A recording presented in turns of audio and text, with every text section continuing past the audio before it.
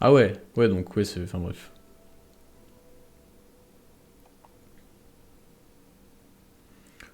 Donc ouais. T'as déjà vu le court-métrage de 3 minutes, Pouparia? Ah oui, je crois que je l'ai vu. Oui, oui, ça me dit quelque chose. Ouais, je m'en souviens, j'avais vu sur YouTube, il est magnifique. Genre, il y a un jeu avec les couleurs, genre, waouh. C'était un peu cryptique là, mais ouais, ouais c'est génial. Je pensais que quelque chose, vu le parallèle partie 1, partie 2 est vraiment accentué. Là, on voit le baiser avec le moment avec Imino. C'est vrai que en plus, c'est vrai que le parallèle est marrant parce que c'est juste après le. Comme avec Imino, c'est juste après l'arc démon éternité.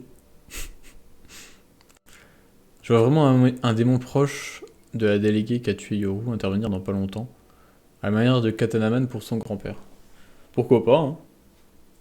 Pourquoi pas. Mais c'est vrai que oui, il fait des petits parallèles comme ça. Je sais pas si c'est voulu ou quoi, mais c'est marrant.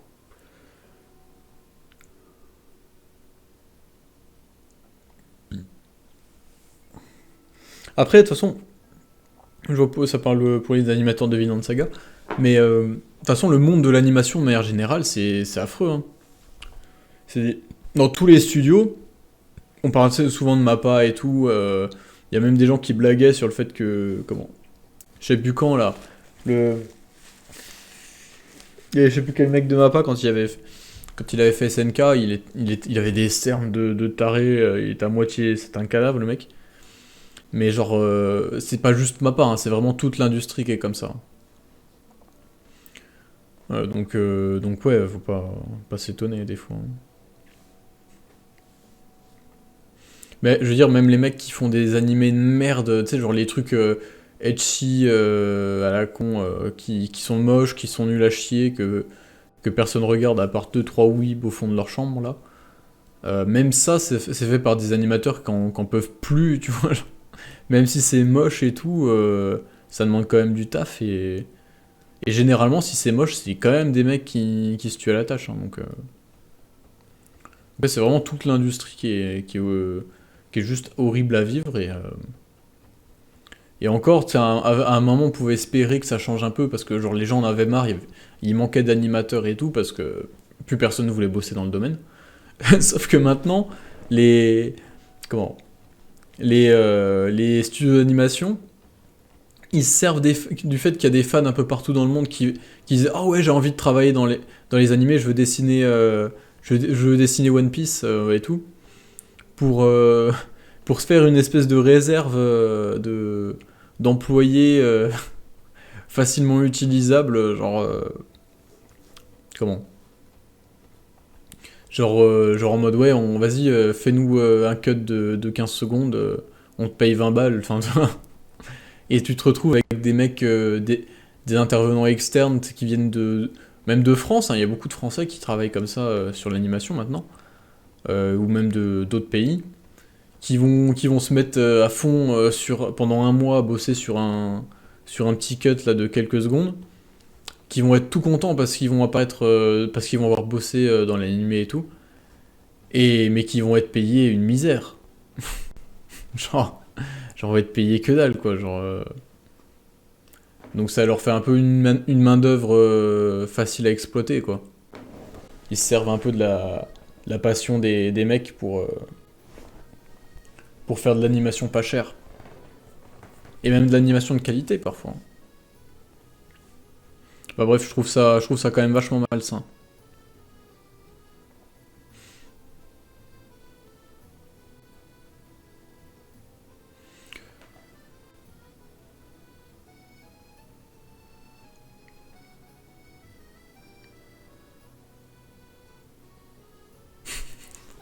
Ouais, c'est ça. Genre, ok, ils dorment pas, ok, ils sont mal payés et tout, mais au moins ils ont la passion. La fameuse passion. En fait, ce que fait pas mal Mappa, mais ce que font aussi, du coup, tous ceux qui prennent des intervenants externes comme ça, C'est littéralement comme si moi, je prenais un fan de la chaîne au pif et que je lui disais tiens, vas-y, vu que t'aimes la chaîne et tout, tiens, je te laisse faire le montage. Je te fais don du travail que j'ai à faire. Genre, tiens, fais mon montage, je te laisse prendre part à la création de mes incroyables vidéos. Euh, bon, vas-y, je te paye un grec si tu veux, dans ma grande bonté. Et, et au final, le mec qui fait un travail de monteur qui serait payé normalement 2000 € par mois, mais hop, il le fait pour le prix d'un grec et il est content. C'est un peu ça leur système. Et c'est quand même un peu triste, hein. Enfin, c'est même ultra malsain. C'est même dégueulasse en fait. Enfin bref. Euh...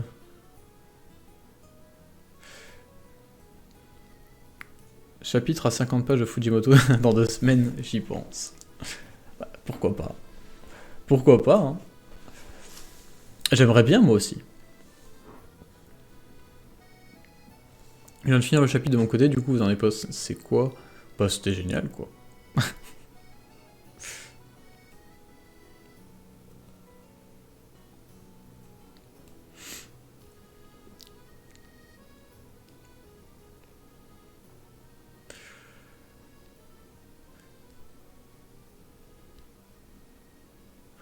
On va voir quoi comme adaptation animée.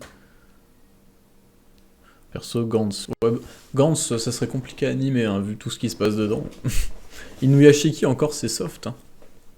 Gantz, quand ils vont se retrouver avec le mec qui couche, on va dire couche, pour pas être vulgaire, parce que YouTube est très sensible, avec des aliens, enfin, qui couche de manière forcée avec des aliens, pendant que l'autre à côté, il est en train de se tuer à la coque.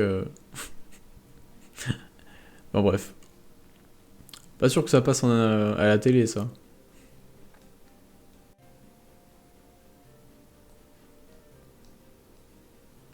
Mais oui, oui, il y a eu le décompte à Prout, voilà.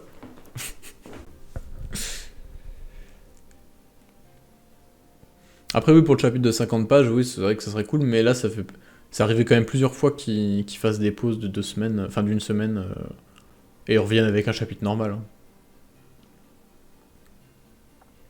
Mais après, ça peut arriver, hein, on sait pas.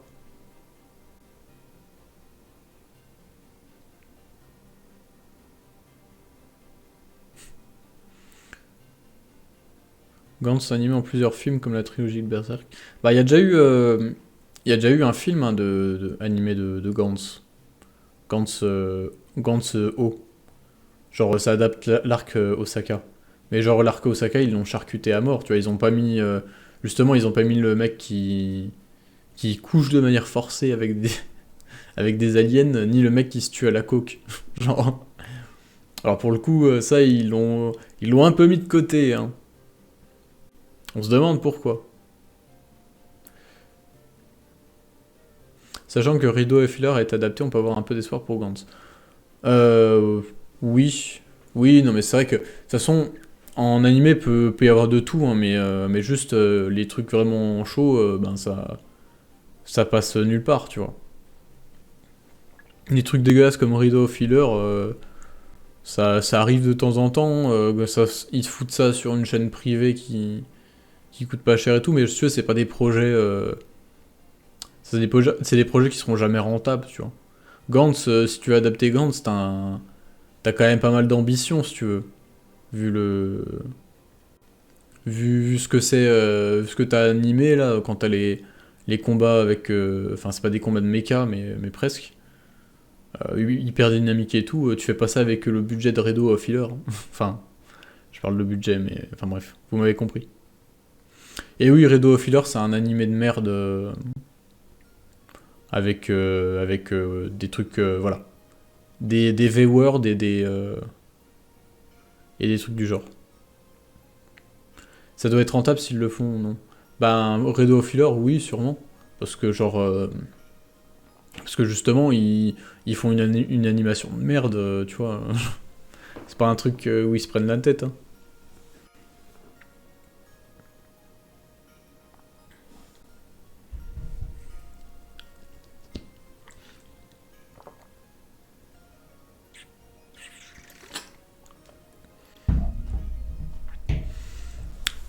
Enfin bref. Euh... Du coup, ouais, on peut... Est-ce que j'ai déjà vu Redline? Je l'ai vu hier, ça me fait phénoménal. Non, j'ai pas vu. Bah après, j'ai plein de trucs que j'ai pas vu, moi. Ah oui, d'ailleurs, en parlant de trucs, on peut reparler d'Angoulême. Après, j'ai amené que deux mangas là, vu que je suis là que jusqu'à vendredi soir. J'ai amené que deux mangas à lire. Enfin, deux mangas. Un seul en fait. C'est c'est un seul manga, mais en deux tomes, qui s'appelle Les Fleurs du Mal. Tac. Non, hop. Ouais, tiens, attends, je vais remettre le facecam complet. Voilà. Les Fleurs du Mal. Merde. De Enfin, en vrai, l'auteur Hideo Okazaki, je le connais pas du tout, mais Kazuo Kamimura, c'est un mec qui est assez connu. Est-ce qu'il a fait des dessins pour plein de trucs ultra connus, genre Lady Snowblood ou des trucs comme ça. Et, euh, et, et j'aime beaucoup ses dessins. Et enfin bref, Les Fleurs du Mal, donc, oui, c'est une ref à Baudelaire. Euh, je l'ai pas lu encore, mais c'est un gars de Quakikan qui m'en avait parlé. Bah justement, c'était Tristan, celui qui a fait la fan animation de Chainsaw Man. Donc le lien avec Baudelaire, c'est que c'est un truc qui veut choquer, tu vois. Genre Les Fleurs du Mal de Baudelaire, ça a choqué tout le monde parce que c'était sans concession, genre ça parlait de trucs qui étaient pas du tout dont personne voulait parler en fait. Mais c'est juste ça l'esprit du truc, je crois. Je crois, hein, je suis pas sûr. J'ai pas encore lu donc. Donc non, c'est pas une adaptation, mais c'est un manga ultra violent, genre qui va très très loin dans comment? Dans le genre de truc que t'as pas envie de lire en fait. Parce que si je me souviens bien, là il y a pas de synopsis sur les couves. Mais Tristan m'avait dit qu'en gros, le scénario, c'était un riche homme japonais, genre qui était intouchable. Comment non, je parle pas de... Oui, ok, oui. Non, je ne parle pas des Fleurs du Mal de Hoshimi. Parce qu'il y a un autre manga qui s'appelle Les Fleurs du Mal, qui est lui aussi génial, mais même si je l'ai pas lu, je sais qu'il est génial. Enfin, tout le monde me dit qu'il est génial en tout cas. Qui parle de harcèlement scolaire et tout. Mais non, c'est pas lui. C'est un autre. C'est un autre Les Fleurs du Mal. C'est un autre qui est plus hardcore encore, tu vois. C'est pire. Et, euh, et donc, je crois que celui-là, donc Les Fleurs du Mal dessiné par Kamimura, là, je crois que ça raconte l'histoire d'un riche japonais, genre, tu sais, qui est, en plus, qui a des potes haut placés dans les politiques et tout, genre, du coup, tu sais, qui est intouchable et qui peut faire littéralement tous les crimes qu'il veut, tu vois. Et qui, en gros, euh, a une maison, enfin, si je me souviens bien, parce que Tristan m'avait fait le résumé, enfin, le synopsis il y a longtemps, donc c'est de mémoire, où genre, je crois qu'il kidnappe des femmes. Et ouais, dans sa maison, en gros, ben, il fait juste des V-words et de la torture et des trucs comme ça aux femmes qui kidnappent, quoi. Genre, il y a peut-être 600 femmes dans son truc et il leur fait faire les trucs les plus dégueux possibles. Et il récupère, je crois qu'il récupère une femme en particulier, particulièrement belle et tout, et qu'il veut en faire, je crois qu'il veut la matrixer pour en faire la reine de ce domaine. Je crois, il me semble que c'était ça le principe de l'histoire. Et je crois que ouais, le truc, enfin le principe même du manga, c'est de repousser au plus loin possible les limites du convenable, si vous voulez. D'où le titre Les Fleurs du Mal. Il me semble que c'est ça le principe.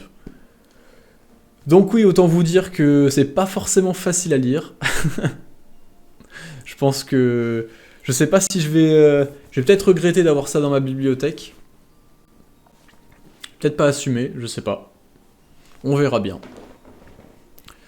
Mais en tout cas, oui, ça date de l'époque où justement les Japonais faisaient un peu ce qu'ils voulaient en termes de dessin.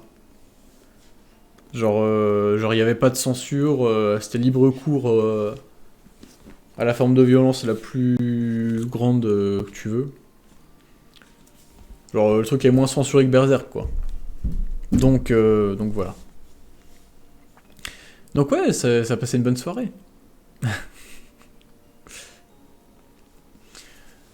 À part ça, j'ai acheté d'autres choses un peu plus joyeuses quand même.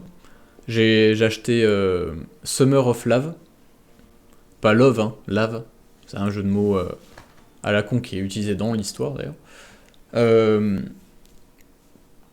et celui-là par contre il est vraiment génial. Lui je l'ai lu, je l'ai fini hier soir du coup.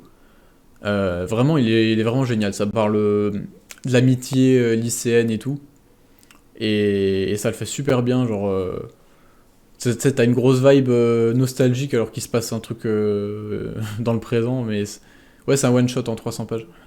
Vraiment, c'est super. Bon, par contre, tout ce que je vous cite là, c'est des trucs qui coûtent cher. Genre, Summer of Love, je crois que c'est 20 balles ou 25 balles, un truc comme ça. Alors qu'il n'y a que 300 pages. Parce qu'en fait, ça vient d'éditeurs qui sont indépendants et qui, du coup, sont obligés de mettre des prix assez élevés pour être rentables. Enfin, il me semble. Hein. Et qui sont pas forcément des mecs qui vendent beaucoup. Donc, ouais, le prix peut en rebuter certains, mais moi je trouve qu'il vaut le coup. Ouais, je ferai une review sur Twitter de chaque truc. Enfin, j'en ai déjà parlé un peu de trucs, et j'ai surtout parlé de Moundir. Parce que Moundir, j'en ai parlé au début du live, mais c'est une BD que j'ai acheté à Angoulême, pareil. D'ailleurs, l'auteur m'a fait une petite dédicace. C'est con, je l'ai pas ici pour vous la montrer, mais la dédicace est vraiment trop cool. Et la BD est exceptionnelle. Franchement, j'ai rarement lu une histoire aussi courte et aussi intense et avec un rebondissement pareil, tu vois, genre il y a un plot twist vers la fin qui est incroyable, que j'avais pas du tout vu venir, alors que pourtant je suis pas nul non plus pour ça. Enfin, je l'ai vu venir une dizaine de pages avant qu'il arrive, mais j'osais même pas y croire. Et voilà. 300 pages, c'est pour Summer of Love. Euh, pour Moundir, c'est 200 pages à peu près. Même peut-être un petit peu moins. Et ça, pour le coup, Moundir, c'est une BD française. Voilà, qui est super cool. En couleur et tout. Et même sur la forme, hein, c'est incroyable. Les dessins sont super beaux. Enfin, bref. Mais je vous renvoie sur le tweet que j'avais fait dessus. Et je ferai peut-être une vidéo dessus d'ailleurs. Euh, Après, qu'est-ce que j'ai acheté d'autre? En manga, j'ai acheté bah, du coup le roman de Torikai, Akane Torikai, je crois. L'ex-femme d'Asano. Je crois que c'est ça, ça doit être Akane Torikai. Qui m'a aussi fait une dédicace parce qu'elle était sur place. Donc pareil, ça c'était super cool aussi. Donc c'est Sans préambule, ça s'appelle. C'est un one shot. Enfin, il y a un one shot de 160 pages plus deux histoires courtes de 20 pages. Et c'est vraiment super cool. C'est un peu. Comment dire? Cryptique, enfin, c'est pas forcément facile à comprendre. Mais c'est super cool. Donc, ouais, il y a ça. Euh, En manga. Ah, je crois qu'il m'en reste un. Non, c'est tout. C'est tout. J'ai acheté que ça. Ah, non, si. Il reste. Ah, oui, voilà. La femme serpent. J'ai acheté aussi La femme serpent, qui est un vieux manga. Un vieux manga d'horreur. Justement, là, dans le chat, ça parle un peu de Spirale, donc de Junji Ito. D'ailleurs, Junji Ito était là, son expo était vachement cool, à Angoulême. Et enfin bref. Et du coup, Junji Ito, c'est un peu le maître actuel de l'horreur en manga.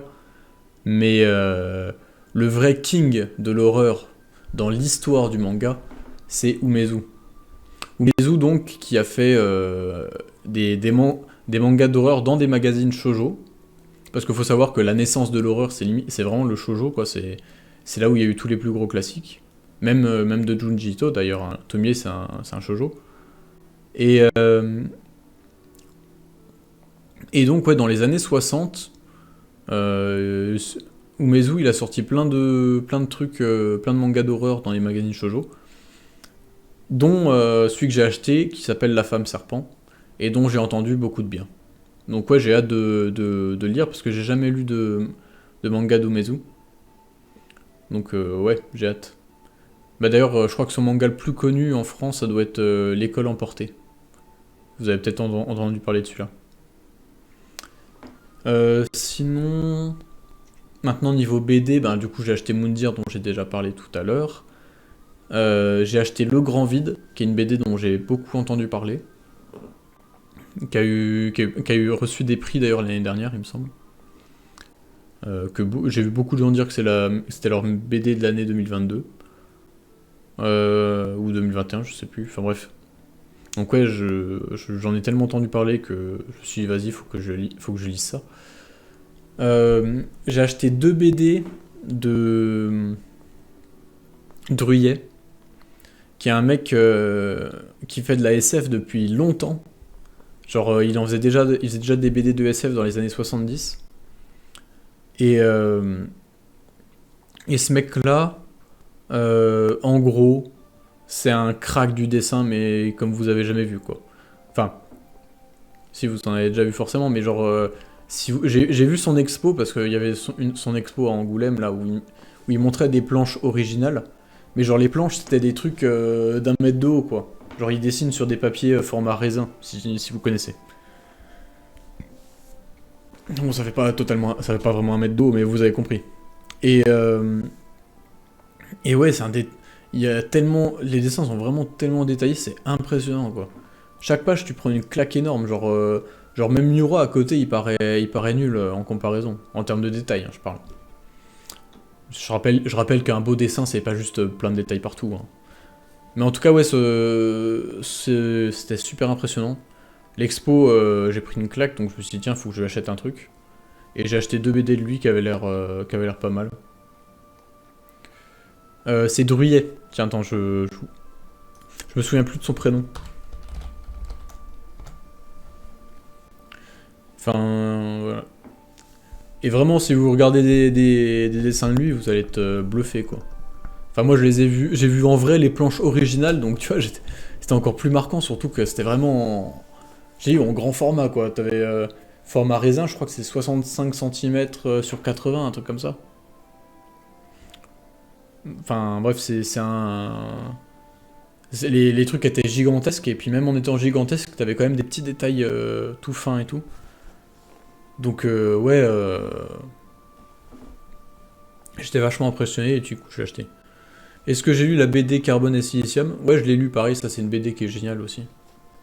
Je vous la conseille. Est-ce que j'ai lu... Est-ce que j'ai des Ikegami? Non. En fait, j'hésitais à en prendre justement au stand, parce que j'ai vu l'expo sur Ikegami aussi. Euh, J'hésitais à prendre Sanctuary, sauf qu'en fait, ils avaient plus le tome 1, du coup, je me suis dit, oh, la flemme d'acheter le tome 2 et 3 sans avoir le tome 1, donc ouais, je me suis dit, laisse tomber. J'achèterai ça un jour en librairie, sûrement.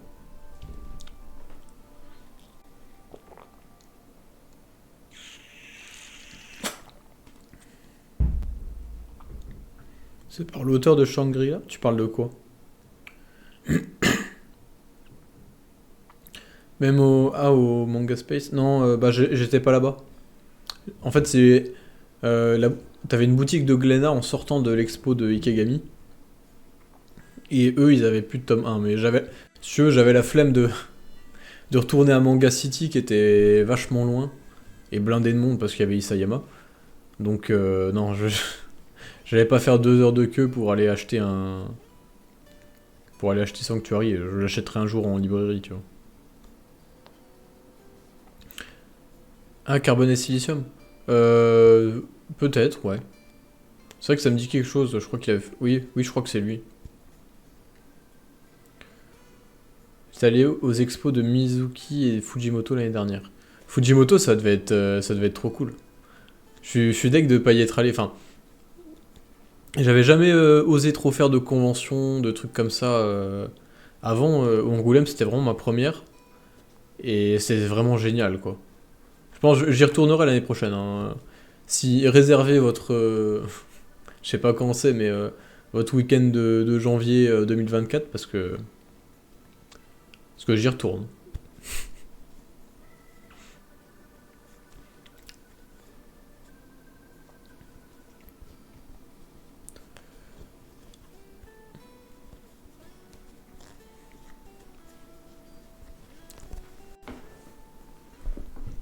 Ouais, pareil, j'ai posé des jours de congé aussi pour y aller. Je regrette pas du tout.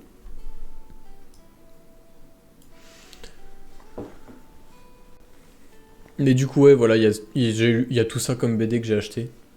Donc, je suis content. Ah, si, il y a un dernier truc que j'ai oublié. C'est La princesse du château sans fin. Ça, pareil, je sais pas du tout ce que c'est. J'ai juste vu des illustrations de l'auteur. Et, euh, et les illustrations, j'ai vu que des illustrations, mais des trucs ultra chelous. Vraiment, le mec, il a l'air vraiment d'être dans un délire très particulier. Mais franchement, ça m'a attiré l'œil parce que esthétiquement, même si c'est ultra chelou, c'est quand même vraiment magnifique, quoi. C'est dérangeant au possible, mais c'est super beau. Donc, ouais, La princesse du château sans fin, que j'ai pas encore lu, mais qui a vraiment l'air incroyable en termes d'esthétique. Et cet auteur-là, il est impressionnant. Salut Torcox, t'arrives un petit peu en retard. Je pense que je vais bientôt terminer le live. Je parle un petit peu d'Angoulême. Mais ouais, du coup, Angoulême, en vrai, ce qui était super sympa, je trouve, c'était surtout les stands des BD indépendantes. Enfin, des maisons d'édition indépendantes. Parce que t'as vraiment une foule de trucs, moi je savais pas où donner de la tête. T'avais trop de trucs qui avaient l'air intéressants. Donc ouais, j'ai pu acheter, enfin, j'ai pas acheté non plus énormément de trucs, mais ouais, c'est super sympa comment. Et puis même, à Angoulême, j'ai kiffé l'ambiance générale dans le sens où en fait, ouais, t'as vraiment toute la ville qui est axée sur la BD, quoi. T'en as partout. À un moment, on est rentré dans, on est vu, il y avait un vigile devant une petite porte. J'étais avec YOLO de quoi qui quand là. Il m'a dit tiens, parce qu'il était arrivé en avance, il m'a dit tiens, il y a un petit truc là, une petite expo. Et je vois, c'est un appart en fait. Et une toute petite entrée et tout, et on rentre chez les gens. Et chez eux, ils avaient fait une expo. T'avais des petites vieilles là qui étaient là, qui étaient en train de faire du café, enfin du thé avec des petits gâteaux et tout, qui les vendaient. Et t'arrives dans la maison, t'as le chat qui est sur la siège et tout, qui fait sa vie. Et à côté, t'as les expos. Donc ouais, c'était vachement cool. Et puis, enfin voilà, c'est assez surprenant quoi. Donc ouais, j'adore l'ambiance. Après oui, j'imagine que sans ça, la ville est un peu déserte, hein.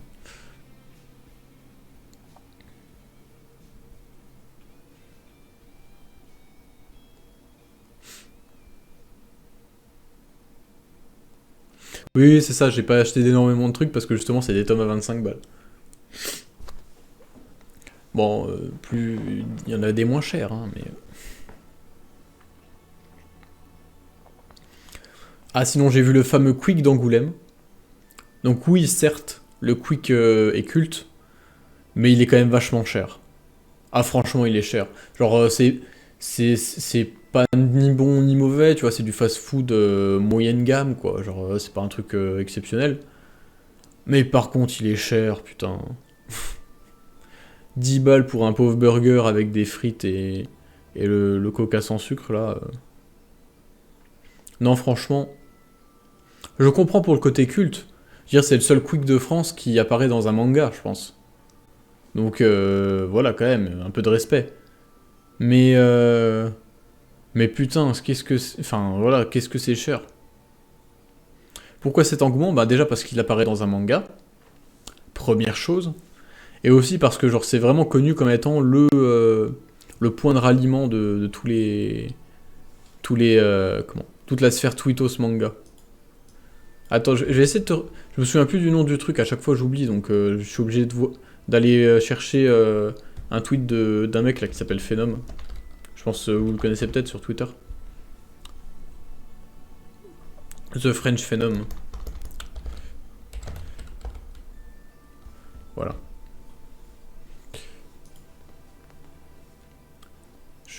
Je cherche son tweet. Ah oui, tiens, je vais juste vous le montrer. Lui ce qui est marrant, c'est que c'est un des seuls mecs qui a encore une PP avec un GIF. Parce qu'à une époque, Twitter autorisait les PP avec des GIFs. Mais maintenant, il les autorise plus. Sauf que lui, vu qu'il l'a jamais enlevé, bah, c'est resté. Donc c'est un des derniers dissidents. Enfin bref. Et du coup, si je mets quick, hop, voilà, c'est ça le tweet que je cherchais. Donc là, ceux qui sont allés à Angoulême connaissent, reconnaissent l'avenue. Mais surtout, l'intérieur du Quick. Genre littéralement, c'est le Quick d'Angoulême. En plus, il y a bien marqué Angoulême, France. Et littéralement, les persos, ils sont en train de manger au Quick. Voilà. On peut voir la référence. Et donc, c'est un manga de Daisuke Igarashi. Et le manga, c'est Saru. Donc voilà, le fameux Quick d'Angoulême qui est dans un manga. Je vous mets même le lien du tweet si jamais vous voulez.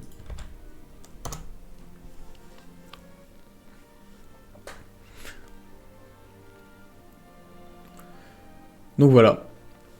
Donc ouais, c'est pas ouf le Quick. En plus, il est cher. Mais voilà, c'est la tradition, c'est le côté culte. Donc voilà. Ah ouais, il est complètement frauduleux. Mais au moins, c'est pratique dans le sens où si tu veux, le festival d'Angoulême, c'est tout le temps l'hiver. Déjà pire idée au monde. Et t'as tout le temps froid. Et t'as tout le temps ce Quick d'Angoulême qui est un peu, si tu veux, au croisement d'un peu tous les trucs, toutes les expos et tout. Et du coup, tu peux t'y réfugier pour te réchauffer. Et retrouver un peu tes potes. Donc ouais, il est surcoté. Enfin, c'est une fraude. Mais en tant que refuge, il est pas mal. Mais c'est vrai que l'année dernière, en mars, ça devait être mieux hein, quand même. Je sais pas pourquoi ils font ça tout le temps l'hiver, quoi. Mec, moi je me suis gelé pendant 3 jours, en plus il y avait de la pluie, enfin... Vraiment, janvier, c'est la pire période pour faire un festival.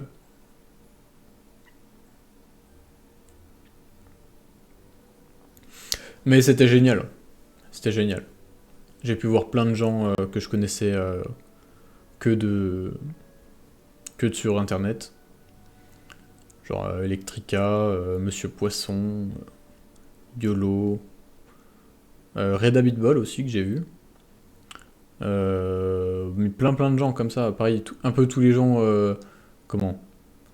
du côté d'Electrica, là, que je connaissais un peu sur Discord, sur Twitter et tout.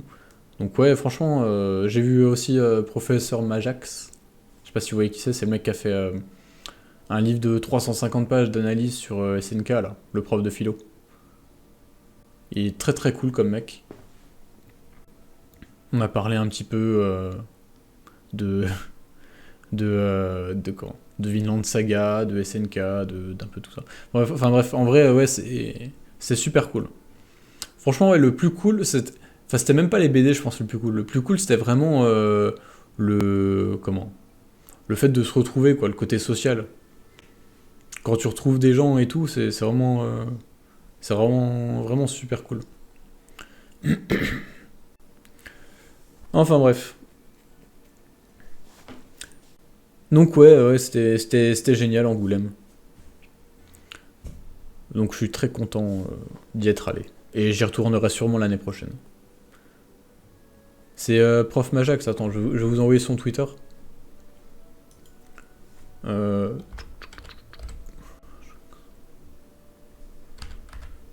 Enfin, Rajax plutôt.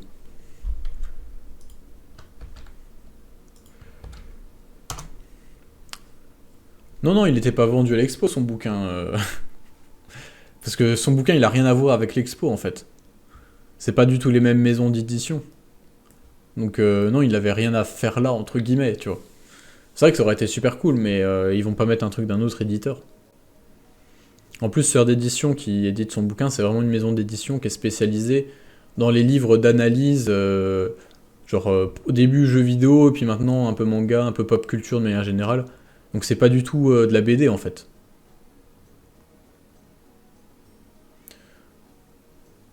Le titre, je crois que c'est Les ailes de la liberté, le titre du bouquin. Mais oui, il y a une analyse, il y a plein d'analyses philosophiques dedans, parce que ben, vous vous doutez qu'un prof de philo, il fait ça bien, quoi. En tout cas, il doit sûrement le faire mieux que moi sur Chainsaw Man, tu vois. Enfin bref. Mais ouais, super sympa le type. Donc ouais, j'aimerais bien y retourner l'année prochaine. Et qui sait, peut-être négocier pour avoir des partenariats, une carte presse, c'était pour me faufiler dans les files d'attente, tu vois. Dire, attendez, Lilian Quakican, laissez-moi passer, je suis accrédité. Ça pourrait être très drôle. Vous savez pas, ça se trouve, dans, dans 2-3 ans, je vais interviewer les mangaka qui vont aller là-bas, hein.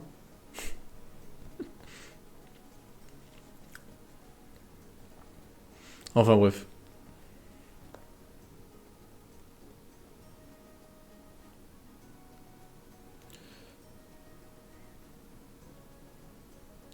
Ouais, c'est ça. Mais moi, je suis un influenceur. Laissez-moi passer ou j'appelle votre responsable. Si vous tenez à votre réputation, hein. Non, en vrai, ça peut être marrant.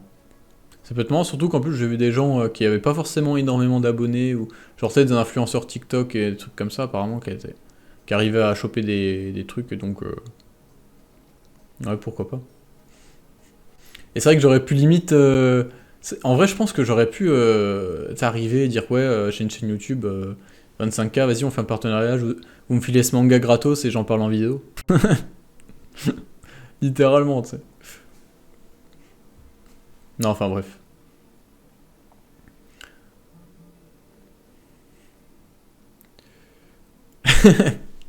Franchement, c'est ça. Bon, en vrai, j'ai envie de. Comment? C'est vrai que j'aurais envie de percer de ouf, genre avoir 1 million d'abonnés et tout, juste pour que le jour où Fujimoto il revienne à Angoulême, je puisse l'interviewer ou le voir en personne, ou même juste avoir un autographe, si jamais ça arrive. Juste pour ça, ça vaudrait le coup de faire des vidéos de merde, genre qui c'est le plus fort dans One Piece, tu vois. Non, ouais, je ferais pas ça.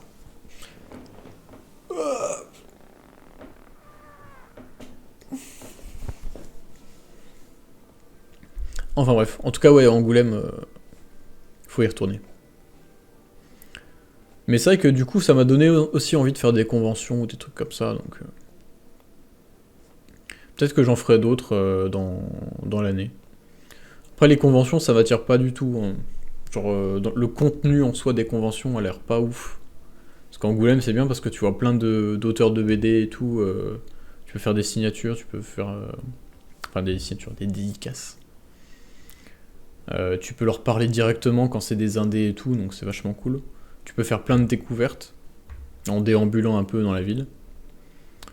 Alors qu'une convention classique manga, ça va surtout être des mecs qui vendent des fruits secs, des cosplayers à la con un peu gênants, des e-girls, et puis des trucs hors de prix. un menu manga à 10 balles. Et juste des stands de manga, tu vois, à 7 euros classique, quoi.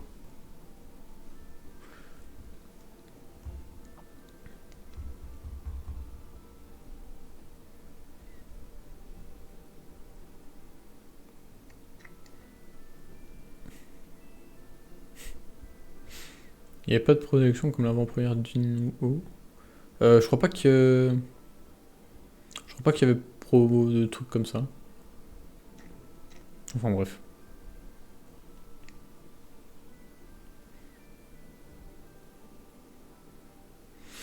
Ouais, en vrai, SNK, ça a l'air de s'être plutôt bien passé. Moi, j'avais peur aussi que ça soit un bordel pas possible. Mais j'ai pas eu de retour de trucs complètement aberrants non plus. Enfin, tu vois, donc je pense que ça s'est plutôt bien passé. Il n'y a pas eu l'air d'avoir trop de débordements. Ce qui, à mon avis, devait pas être gagné. Mais voilà. Enfin bref, je pense que je vais arrêter le live ici parce que je suis un peu cuit là. Et puis j'ai plus grand chose à dire. Mais du coup, ouais, c'était super sympa Angoulême. Je pense que pour la rediff, je vais découper la partie de Chainsaw Man et la partie on discute d'Angoulême parce que sinon ça va être un peu le bordel. Bref, voilà. Bon ben, à plus. Ah, tiens, il y a quelqu'un qui s'est abonné. Bon bah merci Goultar le Gaillard pour le Prime.